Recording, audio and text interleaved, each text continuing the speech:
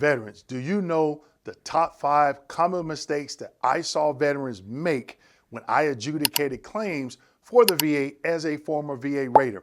In today's video, I am going to break down those 5 common mistakes. So make sure you stick around.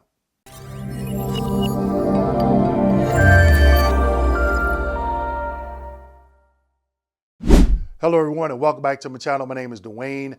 I got a video for that Kimball, United States Army veteran and retired VA rating specialist. So make sure you go ahead and hit that like, subscribe, and notification button. Also, I have a link in the description section so you can get registered for the #1 VA claim AI software out there. Myself and another veteran came together and created this software, which will allow you to build your VA claim educational packet. Now, a word from one of our sponsors. At Access Med, we guide our veterans towards the benefits they deserve. We specialize in streamlined and efficient medical legal services, including expert case management and impactful Nexus letters that can significantly enhance your benefits applications. Dr. Freeman, a veteran himself, brings unmatched experience and a deep personal connection to every evaluation, ensuring your Nexus letter truly reflects your service and sacrifice. We believe medicine is both an art and a science. Our programs focus on promoting family participation in the Veterans Benefits Package. Trust Access Med to stand by you every step of the way. Visit accessmed.com and secure the benefits you deserve. Access Med, serving those who served. All right, everyone. So today's video, 5 common mistakes that I saw veterans make when I adjudicated claims for the VA as a VA rater. Now, the reason why I'm sharing this information for you, because I don't want you to be that vet, okay? These are some simple mistakes that you can avoid. So let's go ahead and get into it. Mistake number 1. You can see mistake number 1 is submitting claims without a diagnosis. Now, can you submit a claim without a diagnosis? Yes, but you may run into a buzzsaw when you get to that CMP exam, and if that examiner looks through your claims file and they don't see a diagnosis, they may just say you don't have a diagnosis.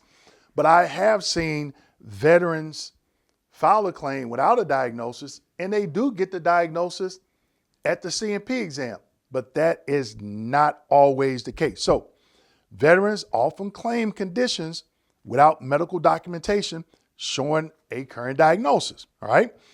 The VA needs a clear diagnosis from a qualified provider to even consider service connection. Like I stated earlier, years ago, you could get away with it. Possibly now, you can still get away with it.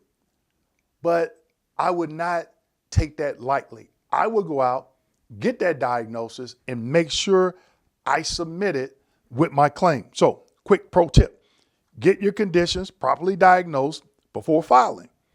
Urgent care notes and personal opinions just will not cut it, okay?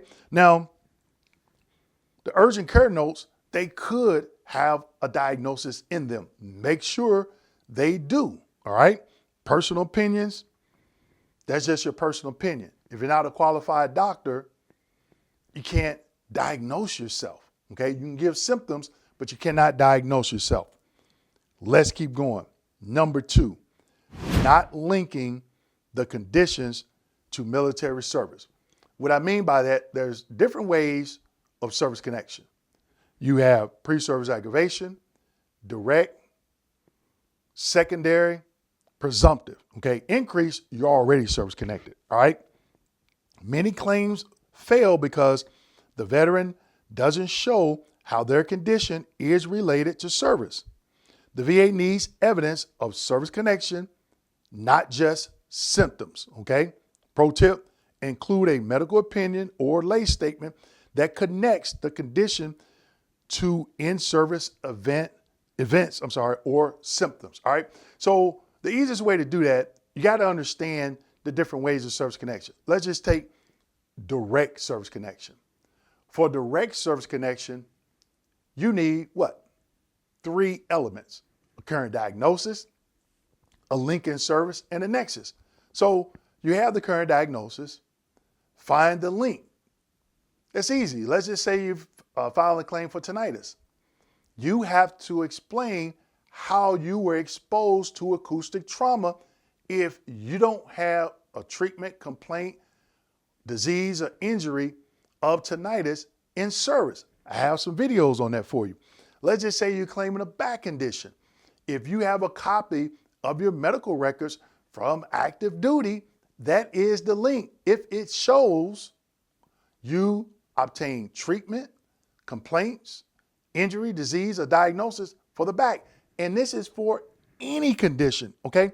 So when you get to that C&P exam, if you don't have a DBQ, you can explain this to the examiner, all right?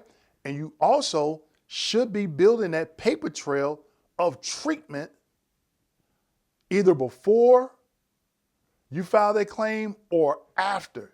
But make sure you get that evidence to the VA so they can review it, okay?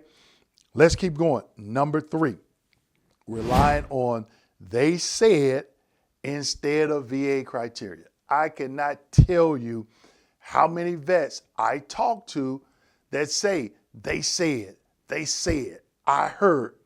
Give me the link. Give me the regulation. Give me the court case. Give me something objective that I can use or any other veteran can use. I have a video. What is the number one non-VA regulation that gets veterans into trouble? Is they said, okay?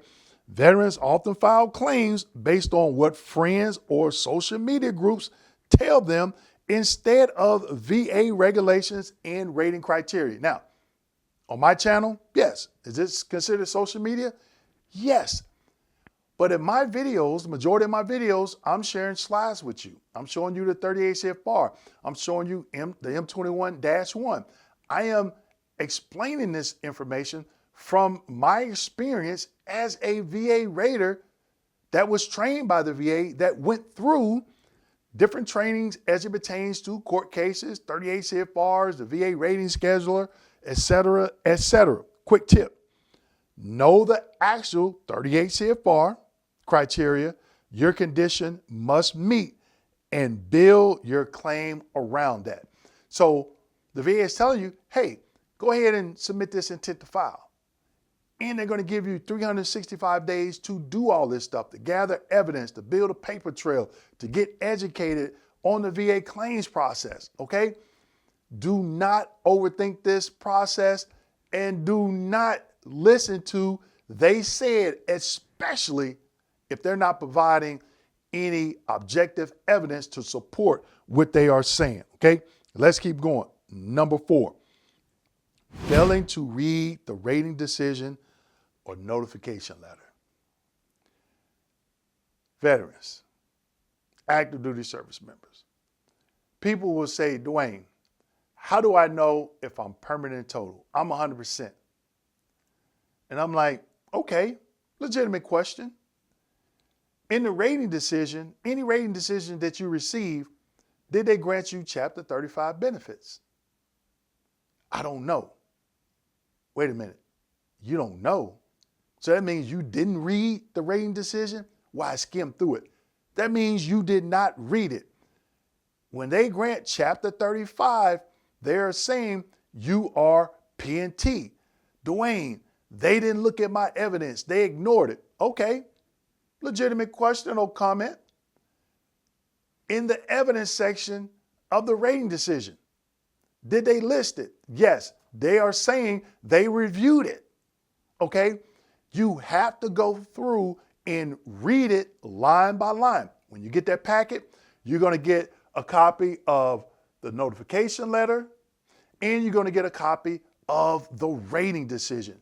Make sure you read all that information.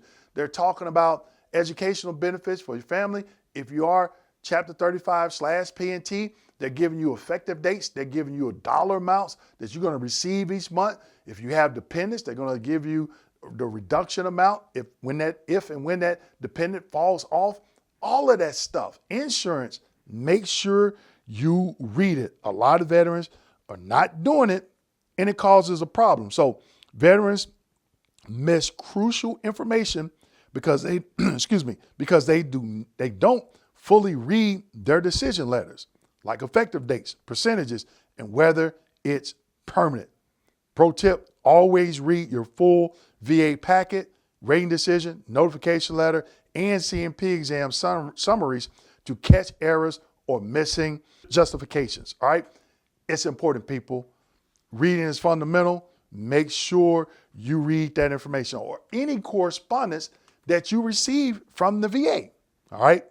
Number 5, not asking the right questions during a CMP exam.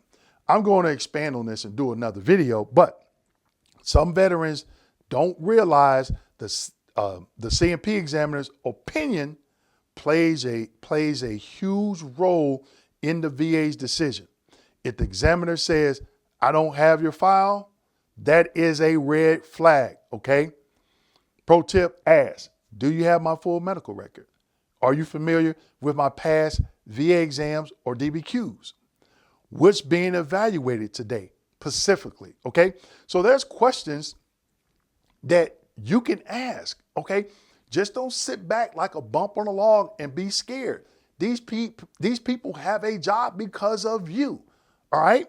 So just make sure you ask these questions. And again, I'm gonna have an upcoming video where I'm going to be explaining and giving you some questions that you can be asking during that CMP exam. Now, if you're still sticking around, go ahead and put that fire emoji in the comments section because I'm going to give you a bonus, okay? And here's this bonus. What I mean by bonus, a bonus mistake, okay? Veterans sometimes submit hundreds of pages of irrelevant documents thinking more is better. So, mistake number 6, submitting excessive, unorganized evidence.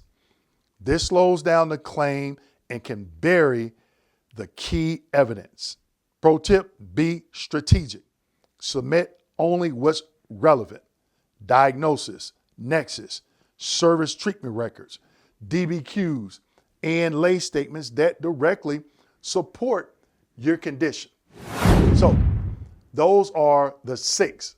I gave you that 6th one as a bonus. So if those people that didn't stick around, they probably only listened to maybe 2 or 3. But at the end of the day, when I adjudicated claims, these are some things that I saw that put veterans behind the 8 ball, okay? Do not overthink this process. The VA regulations are there for you. You just have to know where to find them and apply them to what you're doing with your VA claim. With that being said, make sure you like, subscribe, hit that notification button, and as always, share this video with your fellow veterans. Thank you.